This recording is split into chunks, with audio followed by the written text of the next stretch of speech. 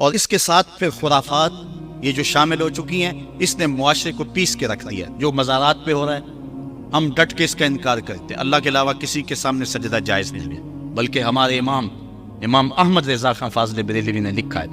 آپ فرماتے ہیں کہ سجدہ قبور بالاتفاق حرام ہے اور طواف قبور بالاتفاق حرام ہے. زیارت قبور بالاتفاق جائز ہے. بوسہ قبور مختلف فی ہے. احوط یہ ہے کہ نہ دیا جائے، یعنی بوسے سے بھی اگر گریز کر لیا جائے تو کسی کو کوئی اور شائبہ نہ ہو تو یہ بھی بہتر ہے. لیکن خیر بوسے کے بارے علماء قائل ہیں، اس پر دلائل بھی موجود ہیں. لیکن قبروں کے سامنے یوں ہی کھڑے ہو جانا اور کھڑے ہو کر کے یوں سر جھکانا یہ جائز نہیں ہے. علامہ اقبال کہتے ہیں کبھی تم نے دیکھا کوئی کتا بھی کسی کتے کے آگے سر جھکاتا ہو؟ یہ تو اس کو بھی پتا ہے کسی کے آگے سر نہیں جھکانا. حضرت مجدد کی تعلیم کیا تھی؟ یہی بات کہی تھی اکبر نے کہ سجدہ نہیں کرتے تو ساری جھکا دی.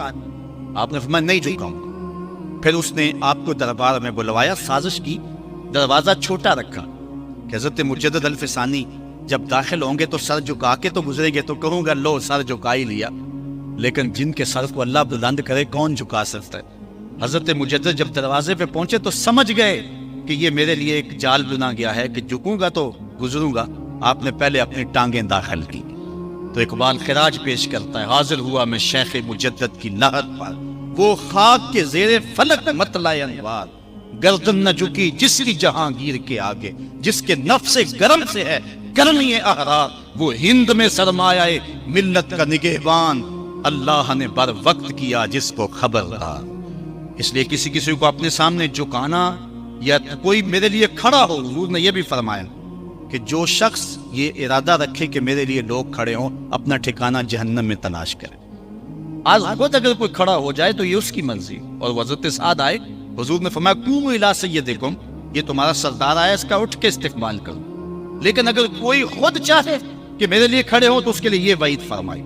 اس طرح اگر تمہارے کوئی ہاتھ چوم لیتا ہے لیکن ہاتھ چومنے کے بغیر یوں گردن جھکانا یہ درست نہیں ہے، لیکن ہاتھ چومنے کے لیے تو وہ صحابہ کے عمل سے ثابت ہے. لیکن اگر کوئی چاہے کہ میرے ہاتھ چومے جائیں اور اگر جو نہیں چومتا تو اس سے ناراض ہو جاتے ہیں. میں ایک دفعہ ایک صاحب کو ملنے گیا تو ہم ہر شخص کے ہاتھوں نہیں نہ چومتے، آخر جو ہے وہ کسی کے ہاتھ چومنے ہوں تو پھر کچھ دیکھنا بھی تو ہوتا ہے. دل اسے دے دیں جو دل بر ہی نہ ہو. تو ہم تو کسی کے ہاتھ چومتے ہیں نا، ہم وہ ہاتھ چومتے ہیں، وہ پاؤں چومتے ہیں جو راہ حق کے مسافر ہوتے ہیں. ہم ان ہاتھوں کو بوسہ دیتے ہیں اور اگر ہماری آنکھوں کی پلکوں کے ساتھ لگ جائے تو اعزاز سمجھتے ہیں. تو خیر میں نے مصافحہ کیا تو ناراض ہو گئے، انہوں نے پکڑ کے میرے ہاتھ چوم لیے، کہنے لگے لوگ کیا بگڑا ہے میرا. میں نے کہا کہ ٹھیک ہے تمہارا کچھ نہیں بگڑا لیکن میرا بھی کیا بگڑا اگر نہیں چوئی میں. تو یہ عجیب سی کہانی ہے، ناراض ہو جاتے ہیں. یہ بت خانے بنے ہوئے لوگ آئے ہمیں خدا بلاؤ، تم نے اپنی پوجا شروع کروا دی. لوگ آئے کہ خدا کا نام جپا جائے اور تم صرف اپنی ہی خوشامد چاہتے ہو، ہر وقت تمہارا ہی ذکر ہو. میں کتنے آراس کو جانتا ہوں جہاں اللہ رسول کا ذکر نہیں ہوتا، پیر کا ہی ذکر ہوتا ہے، کرامتیں بیان ہوتی ہیں.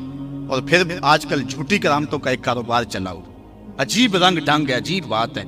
خوابیں گڑی جا رہی ہیں، کرامتیں گڑی جا رہی ہیں. میرے پاس بھی کئی لوگ آئے خوابیں لے کر، جی یہ ہم نے دیکھا ہے. میں نے کہا تم نے دیکھا ہوگا، میں نے نہیں دیکھا ہے. لوگ بڑے مفاد پرست ہیں، بڑے بڑے رنگوں میں آتے ہیں. ایک بندہ میرے پاس ایک دفعہ آیا کہ جی میرے پاس 12 موئے مبارک ہے، میں 2 آپ کو دینا چاہتا ہوں. میں نے کہا تو لوٹ سیل لگائی، موئے مبارک کو تماشا ہے؟ جہاں سے مرضی کو بال اٹھا کے کہہ دیتا ہے یہ حضور کا موئے مبارک، یہ کوئی تماشا ہے؟ اگر کوئی ہے اور کثرت سے دنیا پر موجود ہے وہ تو برکت والی بات ہے. لیکن آج ہر نئی میں رازدار رہی شدے والی بات ہے اور ہر شخص جو مرضی دعویٰ. ایک بندے دیکھ لے مجھے رات کو فون کیا، جناب کہاں ہے؟ میں نے کہا گھر میں. کہنے لگا باہر نکل کے دیکھو. میں نے کہا کیا ہے؟ کہا جی آسمان کی طرف دیکھو. میں نے کہا ہوا کیا ہے؟ کہنے لگا چاند کے اندر حضور کی تصویر ہے. میں نے کہا تو پاگل ہے، لوگوں نے زندگیاں گزار دی اور زیادت نہ ہوئی اور تو جو ہے لوٹ سے لگا دی ہوئی ہے کہ چاند کے اندر تصویر لگا دی. میں نے کہا کمال ہے، بات کرنے والی ہے تیری. ہمارے ہاں ذوف الاعتقادی اتنی پھیل گئی ہے کہ جو بات کرے لوگ پیچھے دوڑ پڑتے ہیں.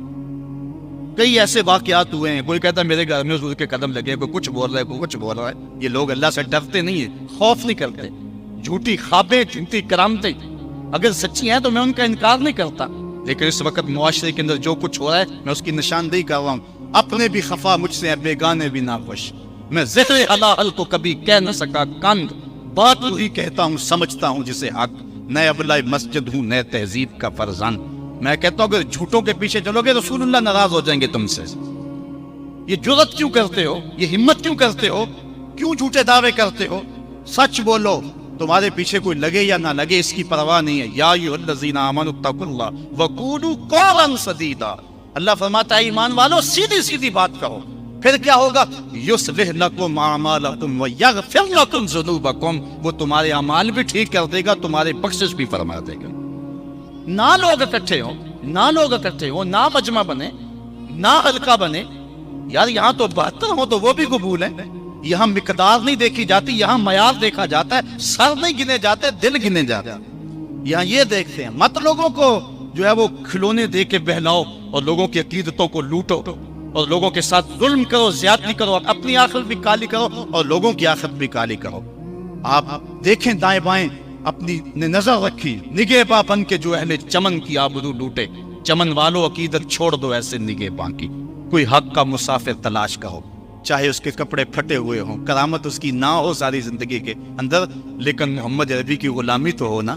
حضرت شاہ نقشبند بخاری سے کسی نے پوچھا حضور آپ کی کوئی کرامت؟ فرمانے لگے اس سے بڑی کرامت کیا ہو سکتی ہے؟ اتنے گناہوں کے باوجود زمین پہ چل رہا ہوں اور زمین مجھ کو دنسا نہیں لیتی اپنے اندر. ہمارے بزرگوں کی تو کہانیاں یہ تھی اور آج تھوک کے حساب سے کرامتیں دی جا رہی ہیں. آج کے پیروں کی اتنی کرامتیں، غوث پاک کی بھی اتنی کرامتیں بیان نہیں ہوتی جن کی ان کی کرامتیں بیان ہو رہی ہیں. دڑا دڑ کرامتیں بیان کر رہے ہیں. ایک بندے کا بچہ پیدا ہوا اور اس نے یہ شور کر دیا کہ یہ رمضان کے دنوں میں دودھ نہیں پیتا، اس لیے کہ حضرت غوث پاک بھی نہیں پیتے تھے، وہ بھی پیدائشی غوث تھے اور یہ بھی پیدائشی غوث ہے اور رمضان کے دنوں میں دودھ نہیں پیتا. اچھا کوئی 2-4 ماہ گزرے تو اس غوث کی ماں کو طلاق دے کے نئی عورت سے شادی کر لی. میں نے کہا کم از کم اتنا تو خیال رکھتے، جس نے غوث جنم دیا ہے اس کو تو عزت سے گھر سے رکھتے. تو یہ کیا تماشے ہیں؟ کیا لوگ بے وقوف ہیں؟ اب لوگ سمجھنے لگے ہیں. لوگ جو ہے وہ ان وجہ سے پھر دور دین سے ہوتے ہیں. نقصان یہ ہوتا ہے. لیکن میں آپ کو کہتا ہوں دنیا سے حق ناپید نہیں ہوا. اگر متاری گھر موجود ہے، ڈاکو لٹیرے اور چور موجود ہے تو حق کا ڈنڈورا دینے والے بھی اس دھرتی پہ بستے ہیں.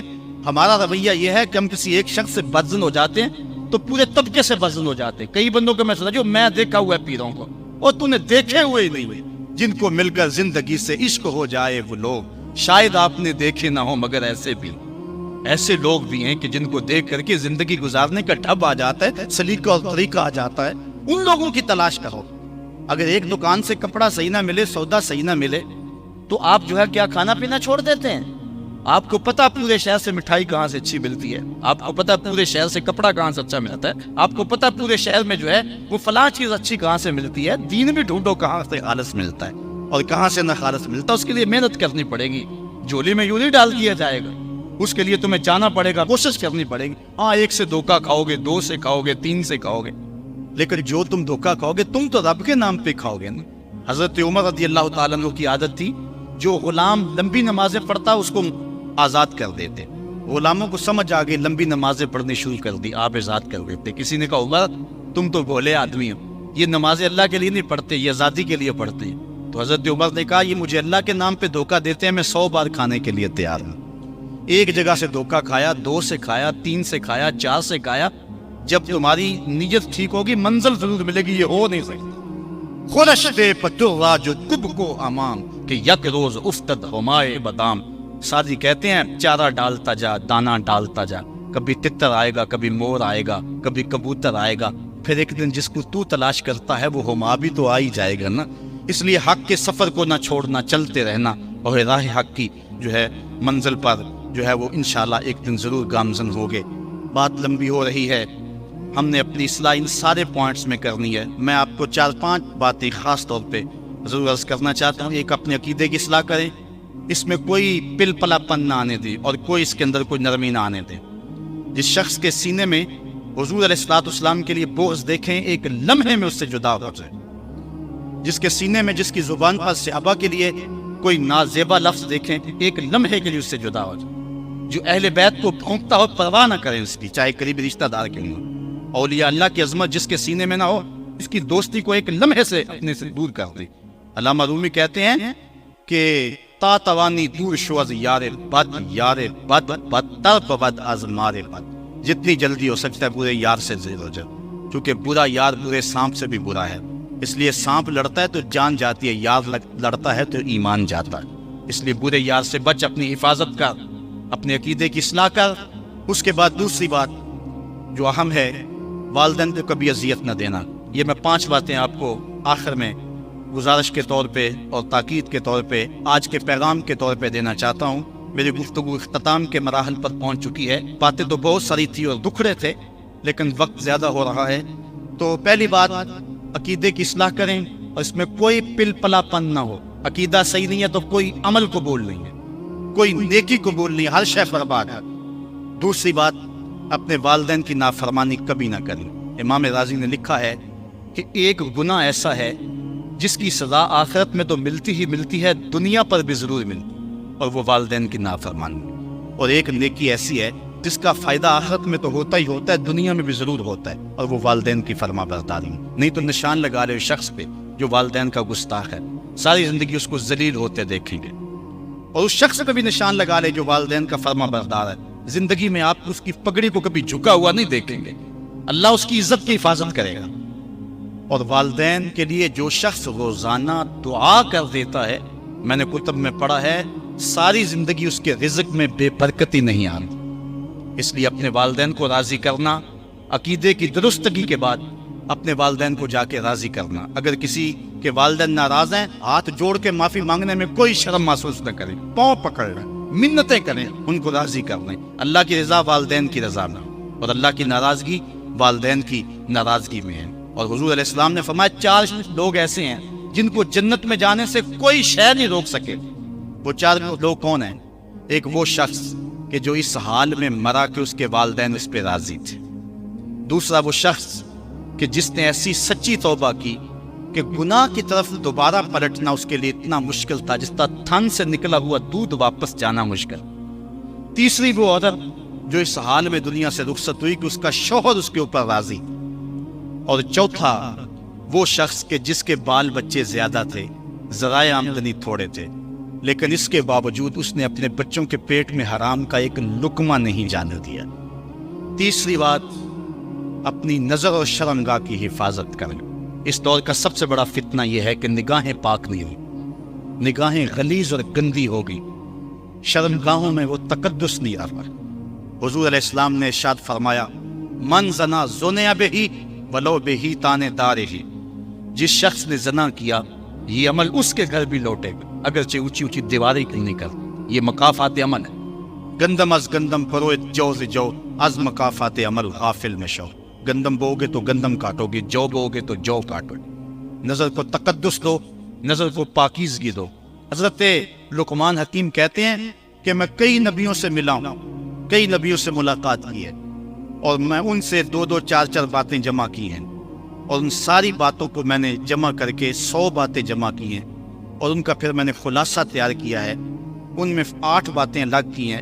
ان 8 باتوں میں ایک بات یہ ہے، جب کسی کے گھر جاؤ تو نظر کو حفاظت میں رکھو۔ جس شخص کے مہمان بنو، جس کے گھر جاؤ، تمہاری نظر نہ بھٹکنے پائے۔ نظر اگر غیر محرم کو شہوت سے دیکھتی ہے، حدیث میں آتا ہے کل قیامت کے دن جہنم کی آگ سے بھر دی جائیں، وہ سخت رسوا ہوگا۔